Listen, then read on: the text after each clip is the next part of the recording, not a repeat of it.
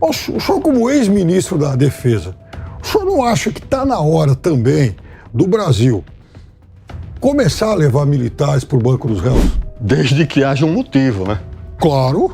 Exatamente. Há um motivo para levar os militares para o banco dos réus? O ministro do Exército diz que inclusive chegou a dizer para o presidente da República que ele poderia ser preso por prevaricação. Então era levar o presidente para o banco dos réus e não os militares. Há controvérsias. Há controvérsias, mas eu vou te dizer. Classicamente, o conceito de golpe de Estado é quando órgãos do Estado, atuando dentro do Estado, removem o poder e substituem o poder.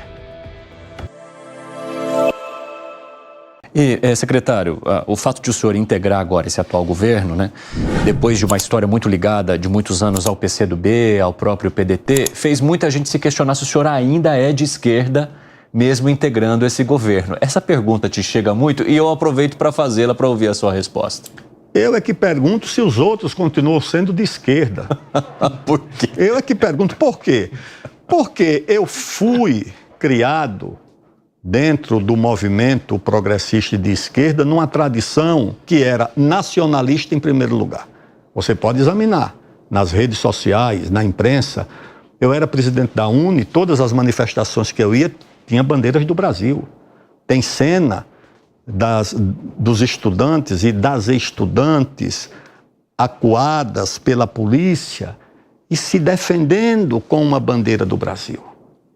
A bandeira do Brasil acompanhava as nossas manifestações. Esses símbolos foram largados pelo caminho. Hoje, inclusive, alguém que usa uma bandeira do Brasil pode ser acusado de tudo, inclusive de fascista. Nós éramos nacionalistas. O Brasil não se confundia com o regime militar, tá certo? Pelo contrário, nós tínhamos apreço e amor pelos símbolos nacionais. Em segundo lugar, nós lutávamos pela igualdade. Hoje, esse pessoal que se diz de esquerda luta pela diferença. A diferença é mais importante do que a igualdade. Então, a luta contra o racismo, para nós, era uma luta democrática de todos, não era uma luta de dividir o país em preto e branco. Tanto que eu fui o autor da lei que, em 1995, nos 300 anos da morte do Zumbi, apresentei a lei para tornar o 20 de novembro uma data nacional. E o ano de 95, o ano Zumbi dos Palmares, era o governo do presidente Fernando Henrique. E nós fazíamos isso porque achávamos que essa luta era uma luta de todos. Agora, importaram dos Estados Unidos a preço de ouro, são ONGs financiadas pelas fundações americanas, gente de quinta categoria, para implantar no Brasil uma divisão racial que nós não conhecemos dessa forma aqui. Aqui a gente combatiu o racismo valorizando a mestiçagem, como dizia o Darcy Ribeiro. Agora eles querem dividir o Brasil em preto e branco. Nós valorizávamos a luta pela inclusão da mulher porque achávamos que, como a mulher representa 50% do país, precisava ser valorizada. Eu fiz isso no Ministério do Esporte. Digo, se nós quisermos ter mais medalhas nas Olimpíadas, nós devemos ter mais mulheres disputando medalhas. Levei para o Ministério do Esporte o Departamento de Futebol Feminino, pedi à presidente Dilma o financiamento da competição feminina, pedi à FIFA que incluísse no legado da Copa a obrigação dos clubes nacionais organizarem os times de futebol feminino. Mas era para valorizar a mulher e não para dividir o país entre homem e mulher, como muitas vezes é o que querem aqui no Brasil. Então, voltando ao início da sua pergunta, desculpe fazer tanta volta. Secretário, isso não teria a ver também com, muitas vezes, vozes que não foram ouvidas nos momentos em que precisariam ser ouvidas, exatamente porque os discursos de igualdade abafavam essas vozes? Ou seja, vamos buscar a igualdade, mas a gente está ouvindo a população preta falar, vamos buscar a igualdade entre homens e mulheres, mas a gente está ouvindo as demandas que essas mulheres têm. Esses movimentos também não podem ter surgido justamente disso, dessa igualdade que vem com cara de igualdade, mas que muitas vezes traz um certo silenciamento a essas populações? Claro que sim, mas a percepção do que é a luta das mulheres uma luta da mulher de classe média, emancipada, que tem sua renda, tem seu emprego, que se separar do marido ou do companheiro não vai ter dificuldade de sobreviver, e uma mulher da periferia, que às vezes, sabe qual é a principal reivindicação dela? Arranjar um emprego para o marido, certo? Se você for perguntar para ela, isso eu conheço de perto. O que é que você mais deseja? Então, secretário, eu queria te perguntar uma coisa. Excelência resposta. A minha obrigação é perguntar. Então, vamos sair de São Paulo, vamos lá para Brasília. O ex-presidente Bolsonaro, na reta final do seu governo, muito conturbado, ele, segundo 2 dos seus 3 chefes militares, ele teria organizado um golpe.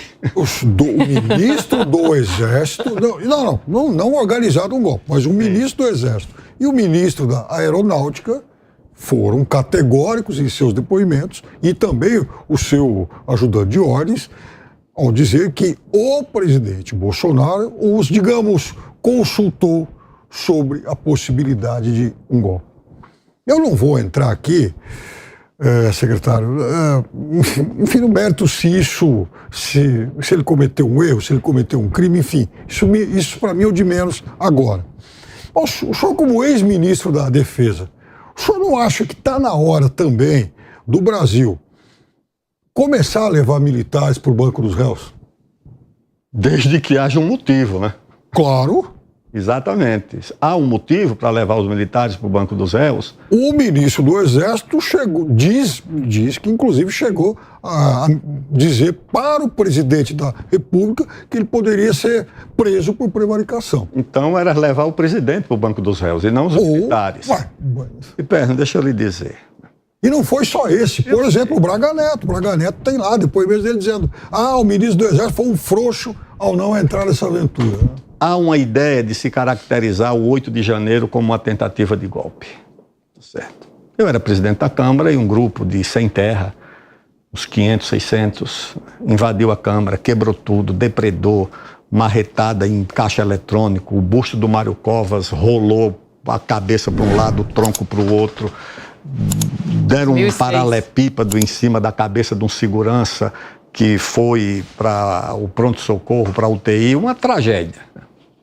Eu dei voz de prisão a todos eles. Exigi que a Secretaria de Segurança Pública autuasse um por um, liberando naturalmente as mães, os menores, os idosos, mas todos os outros tinham que ser autuados de um por um. Mas eu não chamei nenhum de golpista, não acusei de tentativa de golpe, não chamei de terrorista, arruaceiros que deveriam responder e indenizar a Câmara pelos danos.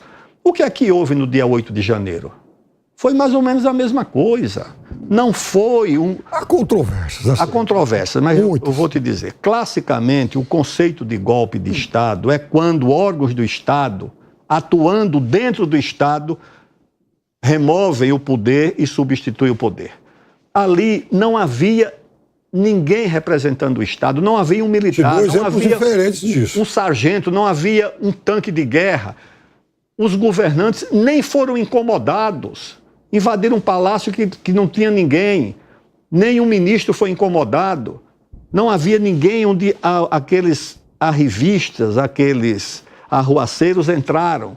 Então, como é que você pode caracterizar aquilo como uma tentativa de golpe de Estado? Deixando o 8 de janeiro de lado, o que precedeu o 8 de janeiro, a movimentação de militares, como, por exemplo, o ex-ministro da Defesa, Braga Neto. Sim. Que troca telefonemas dizendo: olha, o fulano de tal não quer entrar e tal, criticando companheiros de farda por não aderirem àquela urdidura maluca.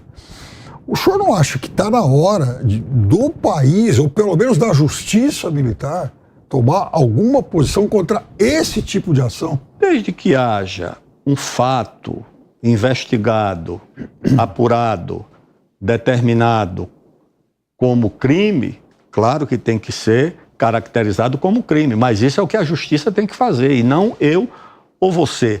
O que eu acho improvável é que uma tentativa de golpe tenha uma ata, tá certo? Tem um documento, e seja lido numa reunião ministerial, gravada. Isso não tem tentativa de golpe na história, nos manuais de golpe. Golpe não acontece dessa maneira. Golpe é uma conspiração. O golpe tem que ter apoio institucional. Que partidos estavam apoiando? O golpe de 64 tinha a maioria do Congresso apoiando. Os principais governadores, o governador de São Paulo, Adhemar de Barros, o de Minas, Magalhães Pinto, o do Rio de Janeiro, Carlos Lacerda, da Guanabara, o do Rio Grande do Sul, todos apoiavam o golpe.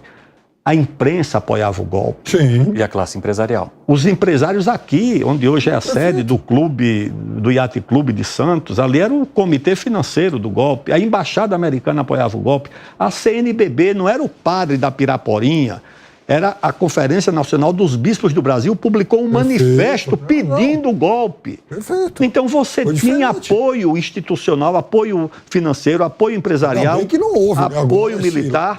Né? Não, ainda bem que não houve, mas eu estou dizendo que em não havendo, tá certo?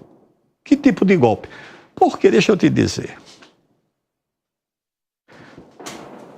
o que houve contra a presidente Dilma foi um golpe? O PT acha que foi um golpe. Sim. Tá certo. Cadê os golpistas? Que punição receberam?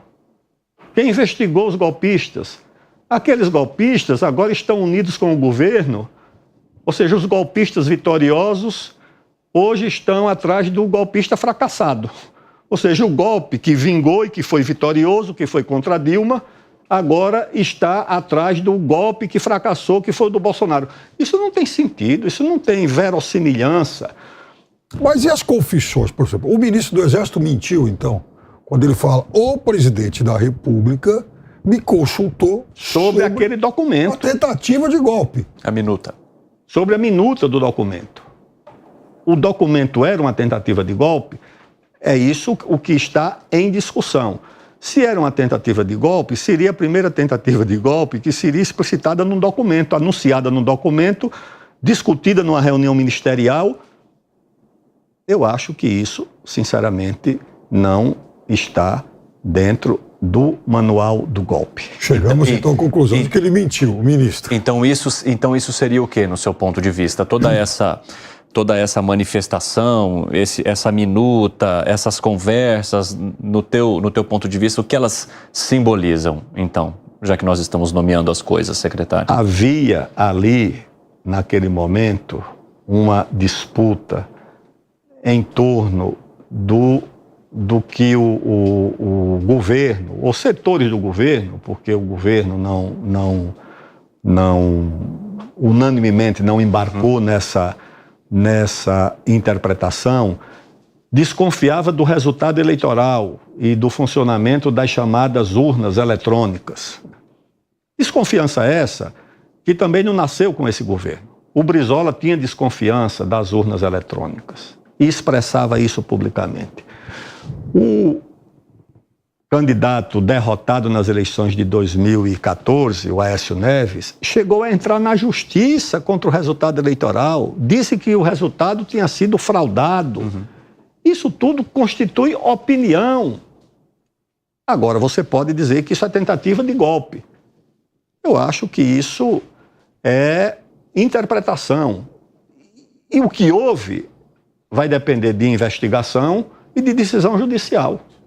Vai lá, Ministro, o senhor fez menção ao golpe de 64, todos os requisitos estiveram preenchidos lá em 64 e ao final nós tivemos uma anistia.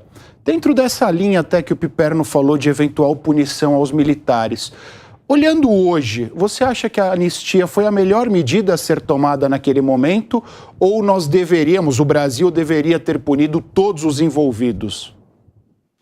O principal beneficiário da anistia foram os exilados, foram os perseguidos, foram os que saíram do cárcere. Foi o João Amazonas, presidente do PCdoB, que pôde voltar ao Brasil, o Miguel Arraes, o Leonel Brizola, os que estavam presos aqui no Barro Branco e em outros presídios de todo o país. Esses foram os principais beneficiados. A anistia foi anistia ampla, geral e restrita, que é uma tradição do Brasil. O Brasil é o país da anistia. Nós anistiamos todos os envolvidos na Guerra dos Farrapos.